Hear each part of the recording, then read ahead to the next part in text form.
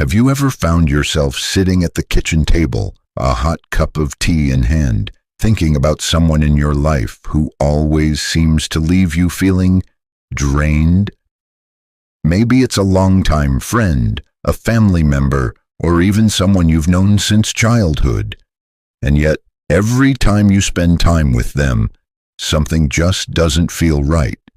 You walk away more tired than before, maybe even a little sad or angry. If that's ever happened to you, you're not alone, and you're certainly not being too sensitive. Sometimes as we grow older and wiser, we start to notice patterns we couldn't see before.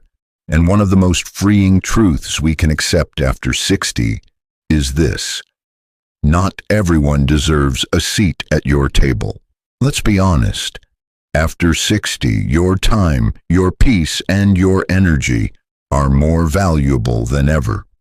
You've likely spent decades caring for others, putting in long hours at work, supporting your family, nurturing friendships. You've earned the right to enjoy these years without constant emotional weight dragging you down. But toxic people, they don't care about that. Whether it's subtle guilt tripping or outright manipulation, toxic behavior has a way of sneaking into our lives and sticking around far too long. And the worst part? Many of us feel guilty about walking away, even when we know deep down it's the right thing to do. But here's something I want you to hear clearly. Choosing peace over chaos isn't selfish, it's healthy. Today, we're going to talk about 6 signs that it might be time to walk away from toxic people without guilt. Because you deserve calm, you deserve respect, and you deserve to spend your time with people who make your days feel lighter, not heavier. Let's start with one of the most common and sneakiest signs: when someone consistently makes you doubt yourself. This might look like a friend who always corrects you in conversation or laughs off your memories as if they're mistaken.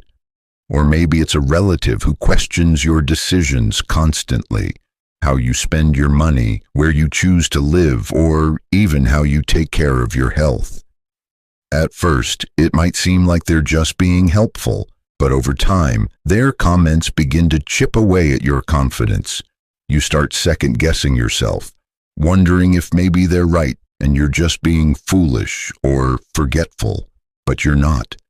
This kind of behavior is called gaslighting, and it's a subtle form of emotional manipulation. Toxic people use it to control conversations, opinions, and often your self-esteem. The more you rely on their version of events, the less you trust your own judgment, and that's exactly where they want you. Unsure, hesitant, and dependent on them for validation. Here's the truth. You've lived through enough to know your own mind. Your memories, your choices, and your voice matter. If someone is making you feel small or confused more often, then they make you feel seen and respected. It's not a reflection of you. It's a reflection of their need to control. And it's okay to say, I don't need this in my life anymore. Now, let's talk about another sign that often gets brushed off as just how they are. If someone is always negative, and I mean always, chances are that energy is affecting you more than you realize. We all have bad days, we all vent. But there's a difference between someone who's having a rough week and someone who seems to live in a permanent cloud of criticism and complaint. Maybe they talk about others behind their backs, constantly highlight what's wrong with the world, or shoot down every joyful thing you share. This kind of energy is toxic, especially as we age. Negativity is contagious, and when you're around it too often, it starts to pull you down with it. You might find yourself becoming more irritable, more tired, or less hopeful without even knowing why. It's like emotional secondhand smoke. You're not the one lighting the match, but you're still breathing it in. The hard part is that sometimes these people are longtime friends or even family members. And walking away or even creating distance can feel like betrayal. But it's not. It's self-preservation. You can love someone and still choose not to be around them if they constantly drain your spirit. Choosing your peace isn't cruel, it's necessary. And that brings me to the third sign, which is perhaps the most heartbreaking. They don't celebrate your joy. Think about the last time something good happened to you. Maybe you started a new hobby, got praise from your doctor for taking care of your health, or just had a beautiful day with your grandkids. Did that person light up with you, or did they brush it off, change the subject, or even make you feel guilty for being happy? Toxic people often struggle with other people's happiness. Your light threatens their shadows, so they try to dim it through sarcasm, through subtle jabs, or by simply ignoring your wins. And over time, you start sharing less. You shrink yourself just to avoid their cold. Sometimes, even after you've noticed those first red flags, something inside you still hesitates. You might think, but they've been in my life for so long, or maybe it's just me overreacting. That's a normal response. After all, relationships, especially long-term ones, are layered with shared history, memories, and even a sense of duty. But here's the truth. Just because someone has been in your life for decades doesn't mean they should stay there forever. The years behind you don't justify allowing someone to drain the years ahead of you. Now, let's talk about a fourth sign of toxicity that can quietly eat away at your emotional well-being. You feel obligated, not connected. Think about that one person you keep in touch with simply because you feel you have to. Maybe you dread their calls. Maybe you find yourself rehearsing what to say before meeting them. And maybe, just maybe, every interaction leaves you feeling more like a caretaker of their emotions than a participant in a mutual relationship. This is especially common in families. Maybe it's a sibling who's always had a difficult personality, or a cousin who only shows up when they need something. You keep the relationship going out of loyalty or fear of what others might say, or simply because you were raised to never turn your back on family. But connection should feel nourishing. A real relationship should bring warmth, not pressure. Obligation feels heavy because it comes from guilt, not love. At this point in life, you've earned the right to choose who gets your time and energy. You're not here to serve as anyone's emotional dumping ground or personal therapist. If someone only reaches out when they need something, or if the relationship feels one-sided, it's time to ask yourself, if I met this person today, would I choose to let them into my life? And if the answer is no, that's a powerful sign, not a cruel one, a powerful one, because it means you're starting to recognize that relationships should feel balanced. There should be laughter, care, and reciprocity, not dread, pressure, or the constant feeling that you're walking on eggshells. Now, let's look at a fifth sign that's a little more hidden, but just as damaging. You feel worse about yourself after being with them. This one can be tricky because it doesn't always show up in obvious ways. Sometimes it's not what they say, it's how they say it. Maybe they ask questions that sound polite but are really digs in disguise. Are you sure you should wear that? Or don't you think you're a little too old to try that? Other times it's the constant comparison to other people, other lifestyles, even other versions of yourself. Suddenly, you're wondering if you're doing enough, achieving enough, looking young enough. It's subtle, but powerful, and it can leave you questioning your value in a way that no one should have to feel. especially not now when you've built a life full of experiences, wisdom, and growth. When you leave a conversation feeling smaller, less confident, or emotionally bruised, that's not a coincidence. That's someone chipping away at your self-worth. And no relationship, no matter how long it's lasted, is worth that. Because here's the truth, the right people lift you. They remind you of who you are, not who you're not. They celebrate your journey, your joys, your quirks, and yes, even your gray hairs and laugh lines. They make you feel more like yourself, not less. And when you walk away from spending time with them, you feel full, not hollow. So if someone consistently makes you feel not enough, it might be time to let go of that dynamic. You don't need to wait for them to change. You don't need to explain yourself, defend yourself, or convince them to see your worth. You already have it. You always did. And now you get to protect it. One thing that helps during this process is remembering that walking away doesn't always mean burning bridges or having a big confrontation. Sometimes it's simply a quiet decision, a decision to step back, to say no more often, to stop picking up the phone first, to choose yourself. And with each small act of choosing yourself, the burden begins to lift. It's like exhaling after holding your breath for too long. There's a deep kind of peace that comes when you realize you don't have to carry everyone with you into this next chapter. Some people were part of the earlier pages in your life, and that's okay.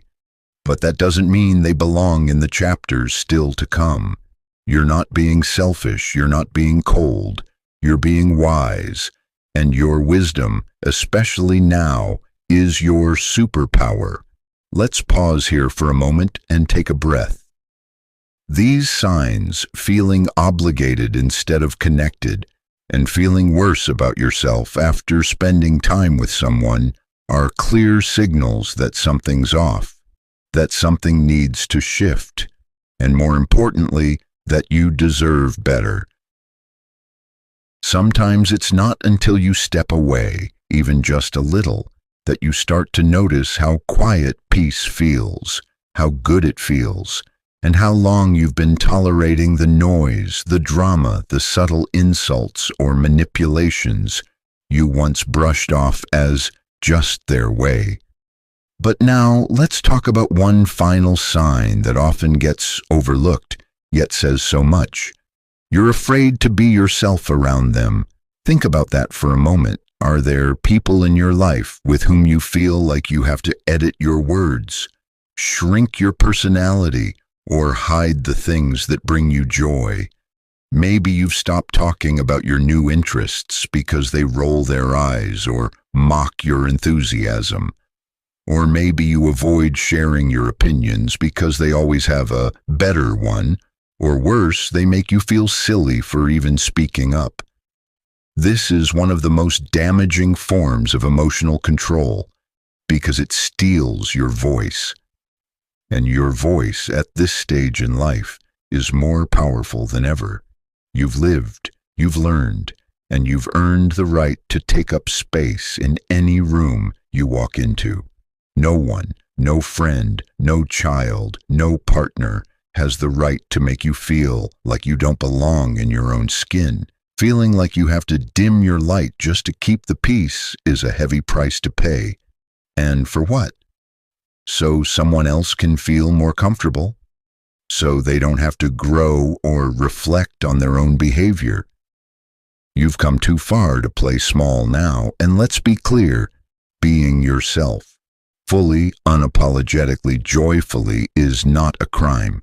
It's a gift, one you give not just to yourself, but to the people around you who love the real you. If someone can't accept you without judgment, that's their limitation, not yours. And here's where it all comes together.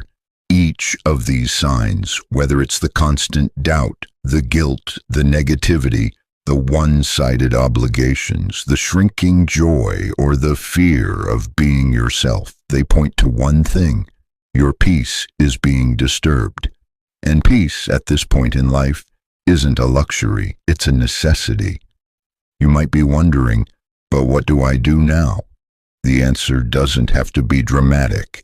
It starts with one quiet decision: I choose myself. That might look like creating more space between you and that person. It might mean having a calm, honest conversation where you express your feelings. Or it might simply mean saying no when you'd normally say yes out of habit. You don't owe anyone your presence. You don't owe them explanations or performances or apologies for wanting something healthier. What you do owe to yourself is honesty. You owe yourself the kind of life that makes you feel safe, respected, and supported. You owe yourself joy. And listen, walking away doesn't mean you didn't care. It doesn't mean the relationship didn't matter. It simply means you've learned to value your inner peace more than your need to please others.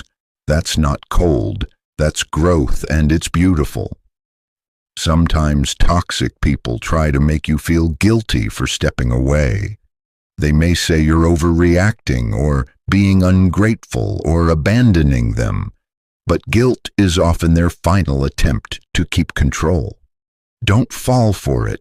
You are not responsible for someone else's inability to treat you with kindness. Your only responsibility is to honor your well-being and your truth. So here's what I want you to remember. You are not too old to start over. You are not too old to set boundaries. You are not too old to protect your peace, your joy, and your beautiful, complicated, valuable life. In fact, you're right on time. Letting go can feel scary, but so can staying stuck. And the difference is, when you let go, you make room. Room for better people, for deeper peace, for mornings that don't begin with dread and nights that end with calm. You deserve that. Truly, if any part of this message spoke to you, I want you to know you're not alone. Many people carry relationships long past their expiration date because they were taught to equate loyalty with suffering. But you can choose a new story, one where your loyalty begins with you, and if you're feeling uncertain, start small. Say no to the lunch that always leaves you emotionally exhausted. Don't answer that call right away if you're not ready. Speak your truth, even if your voice shakes. The more you choose yourself, the easier it gets, the lighter life feels. So as we wrap up, let me leave you with this thought. You've got more strength, wisdom, and courage than you realize. You've survived hard days. You've adapted, grown, and kept going through so many changes. Let this be the season where you protect your joy like it's sacred, because it is. And I'd love to hear from you. Has someone in your life ever made you feel like you had to walk on eggshells? Have you ever had to walk away from a toxic relationship? Share your thoughts in the comments. I read every one. And if this video helped you, give it a like and subscribe for more gentle, empowering conversations just like this one. Here's to the strength to choose peace.